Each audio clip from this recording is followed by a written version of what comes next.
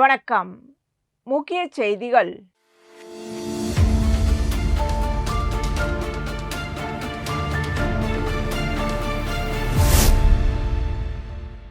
நேயம் மக்கள் கழக தலைவர் நேரு வெளியிட்டுள்ள அறிக்கையில், புதுச்சேரியில் தேர்தல் முடிந்து 2 வாரங்கள் கடந்தும் அமைச்சரவை மற்றும் அதிகார பகிர்வு தொடர்பான தாமதம் காரணமாக மக்கள் பணிகள் பாதிக்கப்பட்டுள்ளதாக கவலை தெரிவித்துள்ளார்.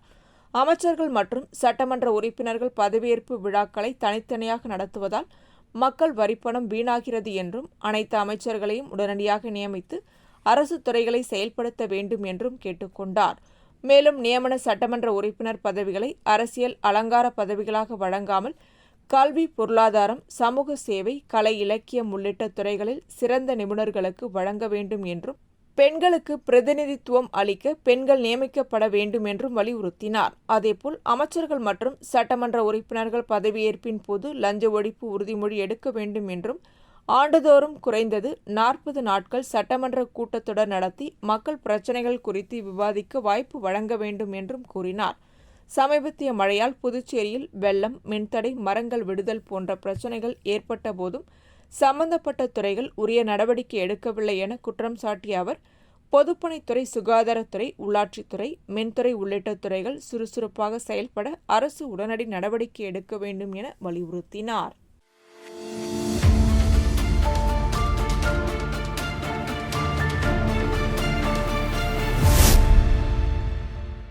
புதுச்சேரி மாநில அதிமுக நிர்வாகிகளின் ஆலோசனைக் கூட்டம் மாநில கழக செயலாளர் அன்பழகன் முன்னிலையில் நடைபெற்றது. கூட்டத்தில் தமிழகமும் புதுச்சேரியும் சேர்த்து 200க்கும் மேற்பட்ட தொகுதிகளில் பிரச்சாரம் மேற்கொண்டு அதிமுக மற்றும் கூட்டணி வேட்பாளர்கள் வெற்றி பெற பாடுபட்ட கழக பொதுச் செயலாளர் எடப்பாடி பழனிசாமிக்கு நன்றி தெரிவித்து தீர்மானம் நிறைவேற்றப்பட்டது. மேலும் எடப்பாடி பழனிசாமி தொடர்ந்து மக்களுக்காக பணியாற்ற புதுச்சேரி மாநில மக்களின் முழு ஆதரவும் ஒத்துழைப்பும் வழங்கப்படும் என ஒருமனதாக தீர்மானிக்கப்பட்டது. பின்னர் செய்தியாளர்களிடம் பேசிய நிர்வாகிகள், அதிமுகவில் சில சட்டமன்ற உறுப்பினர்கள் சுயநலத்திற்காக தவேக தலைவர் விஜயை சந்தித்து ஆதரவு தெரிவித்தது தவறான செயல். ஆட்சி அமைந்த பிறகு குதிரை பேரத்தில் ஈடுபட்டு அதிமுகவை பலவீனப்படுத்தும் முயற்சி நடைபெறுகிறது என்று குற்றம் சாட்டினார். மேலும் சட்டமன்ற கட்சி தலைவரை தீர்மானிக்கும் அதிகாரம் கட்சியின் பொதுச் செயலாளருக்கே உள்ளது. இந்த விவகாரத்தில் தமிழக சபாநாயகர் நடவடிக்கை கண்டிக்கத்தக்கது. தேவையானால் நீதிமன்றத்தை அணுகுவோம் என்றும் தெரிவித்தார். எந்த ஒரு அரசியல் கட்சியாக இருந்தாலும் ஒவ்வொரு தேர்தலுக்கு பிறகும் சில ஏற்றம் இறக்கம் வர செய்யும். கடந்த ஒரு 5 ஆண்டுகளுக்கு முன்பு கழகத்தில் அது போன்ற ஒரு நிலை ஏற்பட்ட பொழுது கழகத்தினுடைய பொதுச் செயலாளர் அவர்கள் தனது மதிநுட்பத்தோடு கழக துரோகிகள் மீது சரியான நடவடிக்கை எடுத்து இந்த கழகத்தை காப்பாற்றினார்.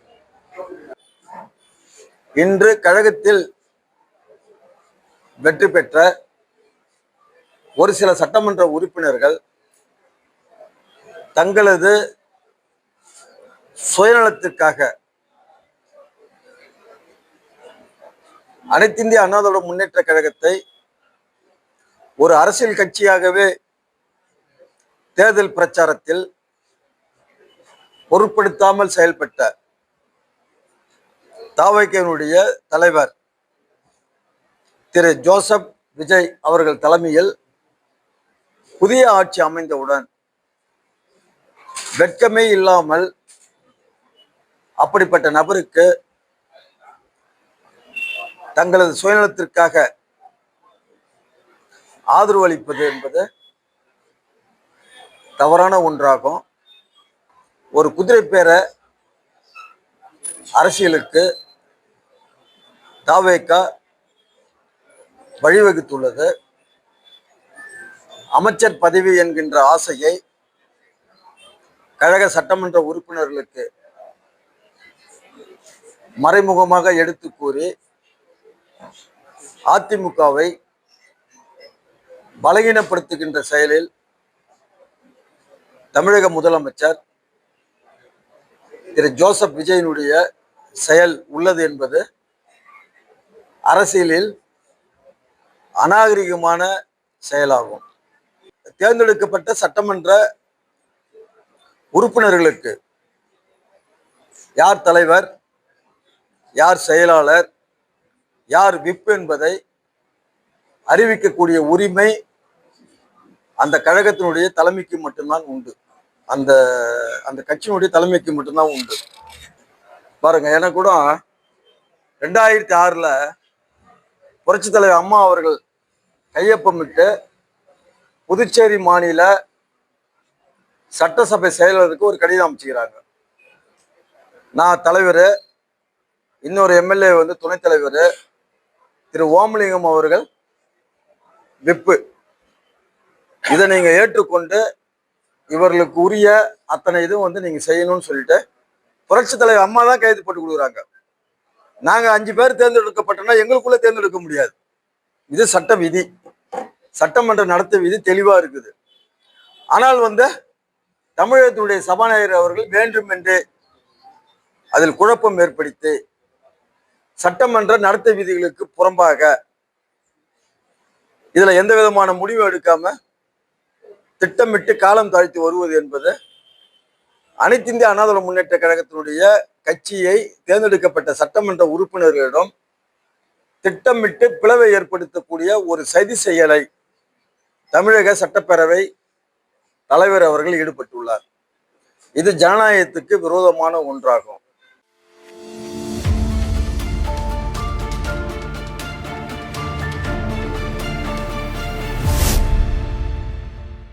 புதுச்சேரி மாநிலம் காரைக்கால் மாவட்டத்தில் மாவட்ட ஆட்சியர் இஷிதா ரெட்டி காரைக்கால் அரசு தலைமை மருத்துவமனையில் திடீர் ஆய்வு மேற்கொண்டார். அப்பொழுது பல்வேறு பிரிவுகளில் சிகிச்சை பெற்று வரும் நோயாளிகளை சந்தித்து அவர்களுக்கு வழங்கப்படும் மருத்துவ சிகிச்சை குறித்து கேட்டறிந்தார். மேலும் மருத்துவமனைக்கு வருகின்ற பொதுமக்களுக்கு தரமான சிகிச்சைகளை வழங்க வேண்டும் என்று மருத்துவ அதிகாரிகளை மாவட்ட ஆட்சியர் அறிவுறுத்தினார். இதனைத் தொடர்ந்து அரசு மருத்துவமனையில் ஆய்வு செய்த மாவட்ட ஆட்சியர் மருத்துவமனையை மேம்படுத்துவது குறித்து அதிகாரிகளுடன் ஆலோசனை செய்தார். மேலும் நோயாளிகளுக்கு தேவையான மருந்துகளை தட்டுப்பாடு இன்றி வழங்க அறிவுறுத்தினார்.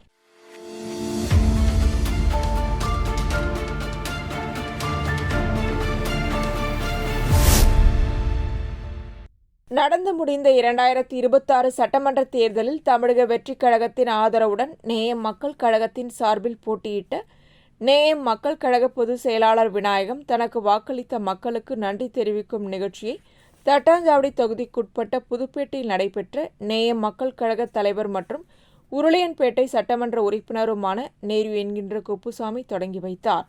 தொடர்ந்து விநாயகம் வீடு வீடாக சென்று பொதுமக்களுக்கு இனிப்புகள் வழங்கி தனது நன்றியை தெரிவித்துக் கொண்டார். அப்பொழுது பொதுமக்களிடம் பேசிய விநாயகம், எனக்கு வாக்களித்த தட்டாஞ்சாவடி தொகுதி வாக்காளர் தெய்வங்களான உங்களுக்கு என்றும் நான் ஒரு சேவகனாக இருந்து தொடர்ந்து செயல்படுவேன். உங்கள் அன்பிற்கும் ஆதரவிற்கும் என்றும் நன்றிக்கடன் பட்டுள்ளேன். என்னுடைய பணிகள் மேலும் வேகமாகவும் மக்களுக்கு பயனளிக்கும் வகையிலும் இருக்கும். இப்பகுதியில் உள்ள பல்வேறு பிரச்சினைகளை தொடர்ந்து கையில் எடுத்து தீர்த்து வைப்பேன். தேர்தலுக்கு மட்டுமே வருபவன் நான் அல்ல. எப்பொழுது வேண்டுமானாலும் தொலைபேசியிலோ அல்லது நேரிலோ என்னை சந்திக்கலாம். என்னால் முடிந்த அனைத்து உதவிகளையும் செய்து கொடுப்பேன் என்று தெரிவித்தார். இந்நிகழ்ச்சியில் வசந்தி நேரு, நேயம் மக்கள் கழக இளைஞரணி தலைவர் ரகு என்கின்ற ரகோத்தமன், தொழிலதிபர் சிவா, கட்சி நிர்வாகிகள், தொண்டர்கள், தாய்மார்கள் மற்றும் இளைஞர்கள் பலர் கலந்து கொண்டனர்.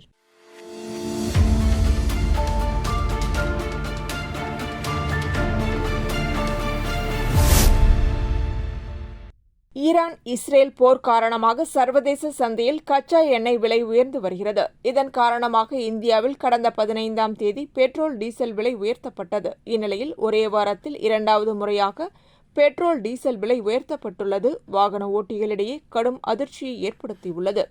பெட்ரோல் ரூபாய் 99.25 விற்பனை செய்த நிலையில் 87 பைசா உயர்த்தப்பட்டு ரூபாய் 100.12 விற்பனை செய்யப்படுகிறது. இதேபோல் டீசல் ரூபாய் 89.39 விற்பனை செய்த நிலையில் 88 பைசா உயர்த்தப்பட்டு ரூபாய் 90.27 விற்பனை செய்யப்படுகிறது.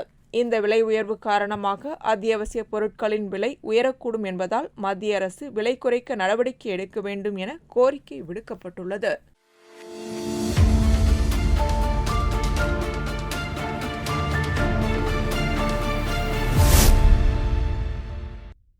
அபிஷேகப்பாக்கம் பகுதியில் டிஎன் பாளையம் சாலை சந்திப்பு மற்றும் அம்பேத்கர் சிலை அருகே அமைக்கப்பட்டிருந்த உயர் கோபுர மின் விளக்குகள் கடந்த 2 ஆண்டுகளுக்கும் மேலாக எரியாமல் பழுதடைந்திருந்தது. இதனால் இரவு நேரங்களில் முதியவர்கள், மாணவர்கள், பொதுமக்கள் அந்த சாலை வழியாக செல்வதற்கு மிகவும் சிரமத்திற்கு ஆளாகினர். இதனை தமிழக வெற்றிக் கழகம் சார்பில் போட்டியிட்டு தேர்ந்தெடுக்கப்பட்ட சட்டமன்ற உறுப்பினர் ராமுவிடம் அப்பகுதி மக்கள் தெரிவித்தனர். உடனடியாக சட்டமன்ற உறுப்பினர் ராமு பொதுப்பணித்துறை மற்றும் மின்துறை அதிகாரிகளிடம் பேசி புதிய மின் விளக்குகளை மாற்றி அமைக்க உத்தரவிட்டதன் அடிப்படையில் துறை சார்ந்த ஊழியர்கள் உடனடியாக அவ்விரு இடங்களிலும் புதிய மின் விளக்குகளை அமைத்தனர். இதனை சட்டமன்ற உறுப்பினர் ராமு பொதுமக்கள் பயன்பாட்டிற்கு இயக்கி வைத்தார். முன்னதாக ஒரு பொதுமக்கள் சார்பில் சட்டமன்ற உறுப்பினர் ராமுவிற்கு பொன்னாடை போர்த்தி வரவேற்பு அளித்தனர். மேலும் இந்நிகழ்ச்சியில் ஊர் பிரமுகர்கள் மற்றும் அப்பகுதி பொதுமக்கள் மற்றும் இளைஞர்கள் தமிழக வெற்றிக் கழகத்தினர் கலந்து கொண்டனர்.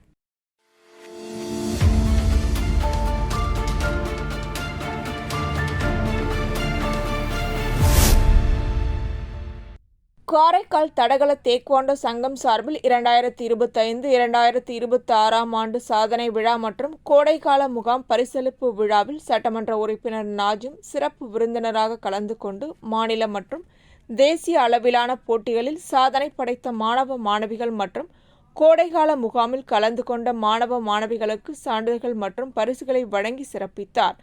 இந்நிகழ்வில் மாவட்ட முதன்மை கல்வி அலுவலர் விஜயராணி, சர்வதேச பயிற்சியாளர் பாபு மற்றும் மாணவ மாணவிகளின் பெற்றோர்கள் கலந்து கொண்டு சிறப்பித்தனர்.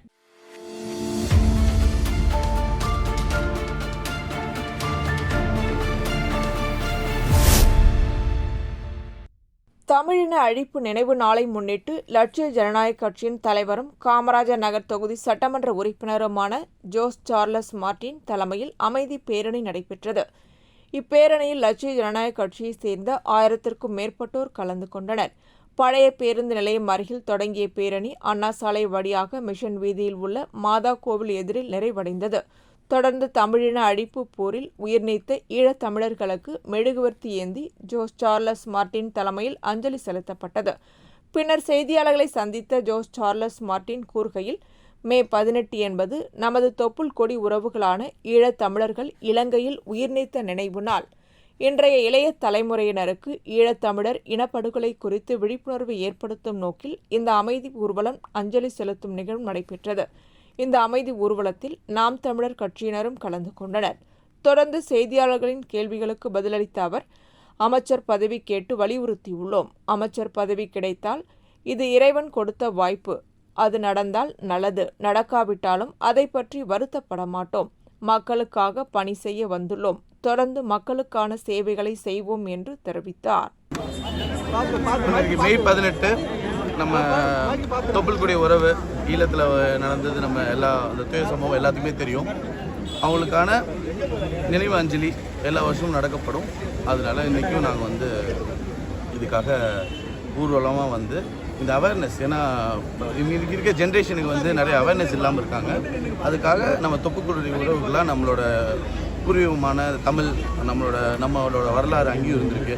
நம்மளோட முன்னோர்கள் அங்கேயும் வாழ்ந்துருக்காங்க. அவங்க வரும்போது இந்த மாதிரி ஒரு சம்பவம், ஒரு போர் நடந்து அதில் நிறைய சில துரோகங்கள் நடந்திருக்கு. ஒரு நோ ஃபயர் ஜோன் சொல்லி அந்த நோ ஃபயர் ஜோனில் 1,00,000க்கும் மேற்பட்ட 1,50,000 மேற்பட்ட மக்கள் அங்கே பாதிக்கப்பட்டு அங்கே சுட்டு கொல்லப்பட்டிருக்காங்க. ஸோ இவ்வளோ நிறைய விஷயங்கள் நடந்திருக்கு. இதெல்லாம் ஒரு ஐநா சபையில் வச்சு நம்ம நிறைய கேள்விகள், நிறைய அவங்களுக்கான உரிமைகள்லாம் மீட்டெடுக்கிறதுக்காக சில வேலைகள்லாம் இது நடந்துகிட்ருக்கு.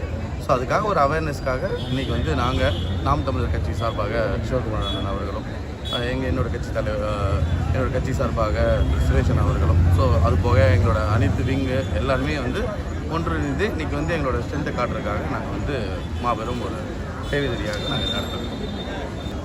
அமைச்சர் போஸ்டிங் வாங்கினீங்க, உங்களுக்கு அமைச்சர் போஸ்ட் இல்லை, நம்ம ட்ரை பண்ணிகிட்ருக்கோம். அது இறைவன் கொடுத்த வழி. நம்ம நம்மளால கோரிக்கை வச்சுருக்கோம். அது நடந்தால் நல்லது, நடக்கலைனாலும் அது நம்ம அதுக்காக நம்ம வருத்தப்படுறதோ இதுவும் இல்லை. நம்ம மக்களுக்காக பயன் செய்யறதுக்காக வந்திருக்கோம். நாங்கள் எங்களோட பயணத்தை நாங்கள் ஆரம்பிச்சோம்.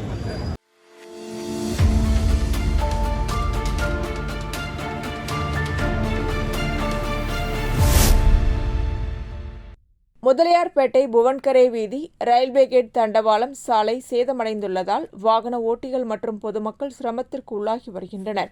முதலியார்பேட்டை சாலை 4 பகுதியின் முக்கிய இணைப்புகள் உள்ள உடந்தை கீரப்பாளையம், புவன்கரே வீதி, ரயில்வே கேட் தண்டவாளம் சாலை வழியாக தினமும் ஆயிரக்கணக்கான இருசக்கர வாகனங்கள், கார்கள் மற்றும் பள்ளி வாகனங்கள் சென்று வருகின்றன. மேலும் தற்போது புதுச்சேரி கடலூர் பிரதான சாலையில் ரயில்வே மேம்பாலம் அமைக்கும் பணி நடைபெற்று வருவதால் அவ்வழியாக செல்லும் வாகனங்கள் புவன்கரே வீதி வழியாக சென்று வரும் நிலை ஏற்பட்டுள்ளது. ரயில்வே கேட் சாலை குண்டும் குழியுமாக உள்ளதால் வாகனத்தில் செல்லும் பொதுமக்கள் அவதிப்படுகின்றனர். தண்டவாளம் போதிய சாலை பராமரிப்பின்றி தற்போது மிகவும் சேதமடைந்து, இதனால் கார் மற்றும் இருசக்கர வாகனங்கள் அப்பகுதியை கடந்து செல்ல முடியாமல் ரயில்வே கேட் மூடப்பட்டு மீண்டும் திறக்கப்படும் போது நீண்ட வரிசையில் காத்திருக்கின்றனர். வாகன ஓட்டிகள் சாலை சேதம் காரணமாக தண்டவாளத்தில் நிலை தடுமாறி கீழே விழுந்து விபத்துக்குள்ளாகி வருகின்றனர்.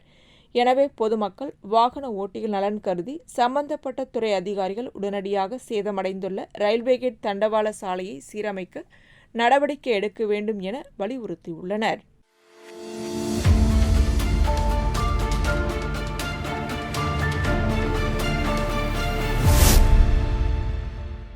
பாண்டி HRC அமைப்பின் பொதுக்குழு கூட்டமும் 2026-2028 ஆண்டுகளுக்கான புதிய நிர்வாகிகள் பொறுப்பேற்கும் விழா சிறப்பாக நடைபெற்றது.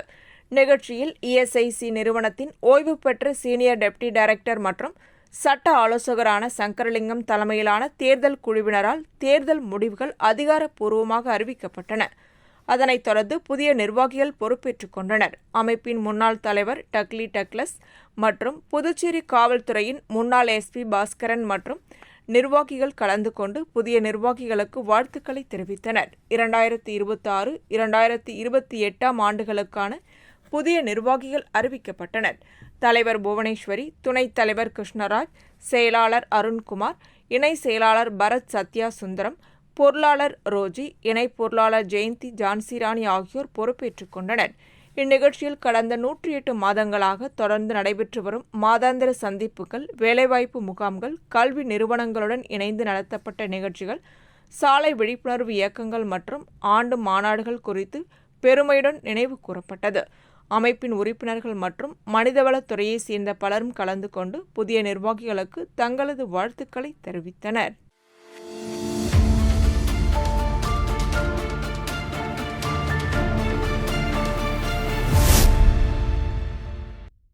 காரைக்கால் மாவட்டத்தில் அரசு பொது மருத்துவமனை செயல்பட்டு வருகிறது. இங்கு தினம்தோறும் ஆயிரக்கணக்கானோர் வெளி நோயாளிகளாக வந்து செல்கின்றனர்.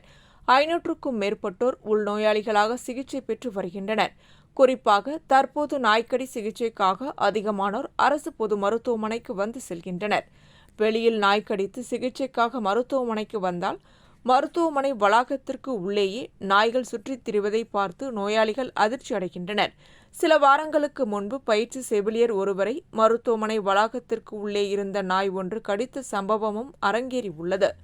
நாயின் உமிழ்நீரே உயிரை எடுக்கும் அளவிற்கு கொடியதானது என கூறப்படும் நிலையில் மருத்துவமனை வளாகத்திற்குள் சுற்றித் திரியும் நாய்களை அங்கிருந்து அகற்ற நகராட்சி நிர்வாகம் நடவடிக்கை மேற்கொள்ள வேண்டும் என சமூக ஆர்வலர்கள் குற்றம் சாட்டியுள்ளனர்.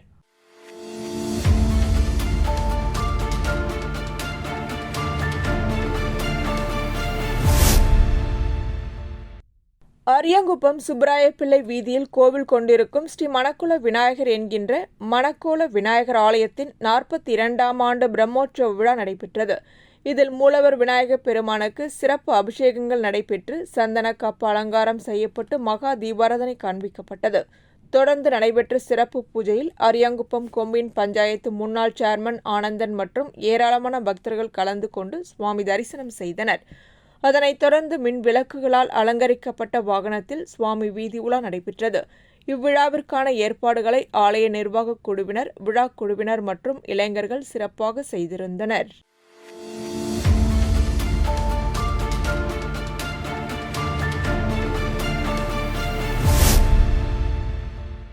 புதுச்சேரி உழவர்கரை தொகுதிக்குட்பட்ட முத்துப்பிள்ளைப்பாளையத்தில் புதியதாக தொடங்கப்பட்ட தேவி ஸ்ரீ அரிசி கடையின் திறப்பு விழா நடைபெற்றது.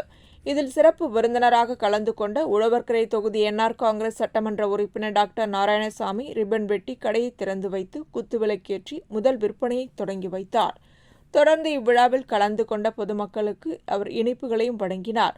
விழாவில் கலந்து கொண்ட அனைவரையும் கடையின் உரிமையாளர் வெண்ணிலா மற்றும் அவரது குடும்பத்தினர் பொன்னாடை போற்றி பூங்குத்து கொடுத்து வரவேற்றனர். திறப்பு விழாவை முன்னிட்டு சலுகை விலையில் அரிசி விற்பனை செய்யப்பட்டது. இந்நிகழ்ச்சியில் உழவர்கரை தொகுதியைச் சேர்ந்த என்ஆர் காங்கிரஸ் நிர்வாகிகள் பலர் கலந்து கொண்டனர்.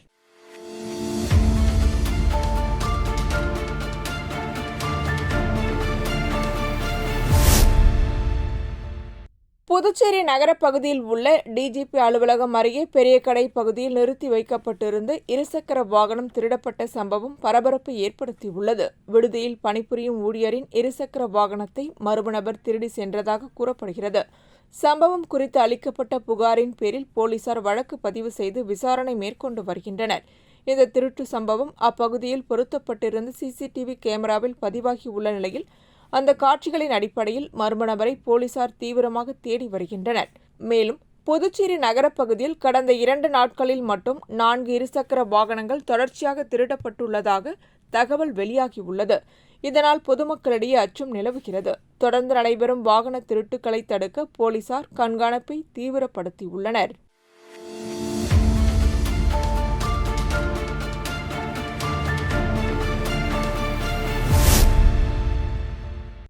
லாஸ்பேட்டை குறிஞ்சி நகரை சேர்ந்தவர் ஜனார்த்தனன் மகன் சத்யநாராயணன். வயது 35. இவருக்கு திருமணமாகி 6 ஆண்டுகள் ஆகிறது. ஒரு ஆண் குழந்தை உள்ளது. குடும்ப பிரச்சினை காரணமாக அவரது மனைவி பிரிந்து வாழ்ந்து வருகிறார். இதற்கிடையே கடந்த 2 ஆண்டுகளுக்கு முன்பு கோயம்புத்தூர் பகுதியைச் சேர்ந்த திருமணமாகி கணவரை பிரிந்து 26 வயது பெண்ணிற்கும் சத்யநாராயணனுக்கும் இன்ஸ்டாகிராமில் பழக்கம் ஏற்பட்டுள்ளது. இருவரும் காதலித்து வந்துள்ளனர். கடந்த 6 மாதங்களுக்கு முன்பு சத்யநாராயணன் அந்த பெண்ணிற்கு புதுச்சேரி மூலகுளத்தில் உள்ள தனியார் சூப்பர் மார்க்கெட்டில் வேலை வாங்கி கொடுத்துள்ளார். இதற்கிடையே அந்த பெண்ணிற்கும் வேலை செய்த இடத்தில் இருந்த ஒரு நபருக்கும் பழக்கம் ஏற்பட்டுள்ளது. இதை அறிந்த சத்யநாராயணன் அந்த பெண்ணிடம் பேச வேண்டும் என கூறி மொரட்டாண்டி அருகே உள்ள சதானா காட்டுப்பகுதிக்கு அழைத்து வந்துள்ளார். வேறொரு நபருடன் பழகியதை கேட்டு சத்யநாராயணன் பிரச்சனை செய்துள்ளார். இதில் அவர்களுக்குள் கடும் வாக்குவாதம் ஏற்பட்டு திடீரென சத்யநாராயணன் கத்தியால் அந்த பெண்ணின் வயிற்றில் குத்திவிட்டு தப்பினார். இரத்த வெள்ளத்தில் சரிந்த அந்த பெண்ணை ஆரோவில் போலீசார் மீட்டு சிகிச்சைக்காக ஜிப்மர் மருத்துவமனையில் அனுமதித்தனர். இதுகுறித்து அந்த பெண் கொடுத்த புகாரின் பேரில் போலீசார் வழக்கு பதிவு செய்து சத்யநாராயணனை கைது செய்தனர்.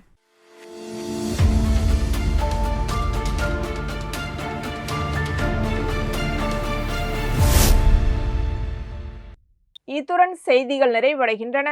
வணக்கம்.